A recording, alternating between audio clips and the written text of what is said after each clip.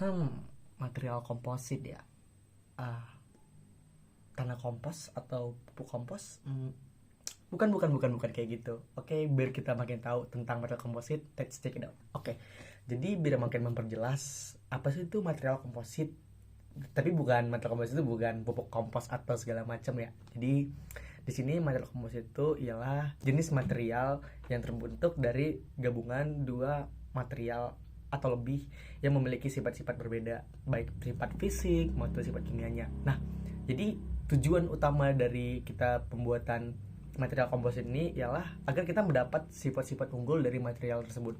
Nah, contohnya misalnya aku nih mau gabungin material logam nih sama material polimer contohnya. Nah, kalau kita kan tahu kalau misalnya logam itu kan kayak sifatnya itu kan dapat mengantarkan listrik, terus kalau misalnya tahan terhadap panas yang cukup tinggi. Nah, sedangkan kalau misalnya kita ngambil dari polimer itu, kita ngambil sifat unggulnya kayak berupa dia elastis gitu. Nah, jadi gunanya untuk material komposit itu seperti itu, guys. Nah, oke, sekarang kita masuk ke komponen utama dalam material komposit. Nah, jadi di material komposit ini dia beda sendiri. Nah, jadi di material komposit itu dia punya dua komponen utama. Yang pertama ada matriks dan yang kedua ada penguat. Nah, apa sih matriks dan penguat tuh? Jadi matriks ialah fase material yang menghubungi dan mengikat penguat dalam material komposit. Jadi si matriks ini dia yang mengikat dan sebagai penguat di dalam material komposit ini. Nah, jadi si matriks ini biasanya terdiri dari material yang lebih lunak dan berfungsi untuk mendukung, melindungi, dan mengikat sebagai penguatnya. Sedangkan si penguat atau reinforce adalah fase material yang memberikan material komposit kekuatan, kekakuan, dan sifat-sifat mekanis unggul.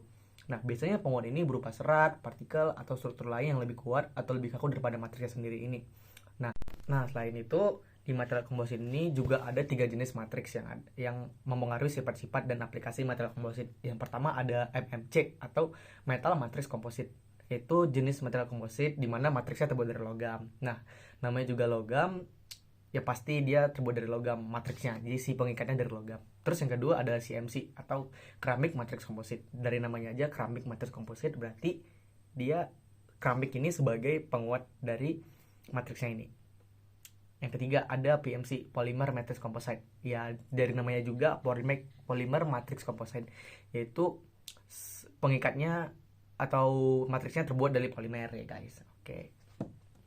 Nah, oke teman-teman. Jadi tadi kita sudah tahu apa sih tadi dari material komposit, terus penyusun-penyusun di dalamnya, dan banyak banget ya ternyata macam-macamnya yang ada di material komposit ini. Terus kita juga tahu kalau misalnya barang-barang yang canggih dan sering dipakai buat otomotif, buat luar angkasa sebenarnya itu terbuat dari komposit. Ya, sampai sekarang juga para peneliti sedang melanjutkan riset tentang material komposit ini agar menghasilkan material-material yang lebih baru dan lebih tangguh lah untuk kedepannya. Makasih guys.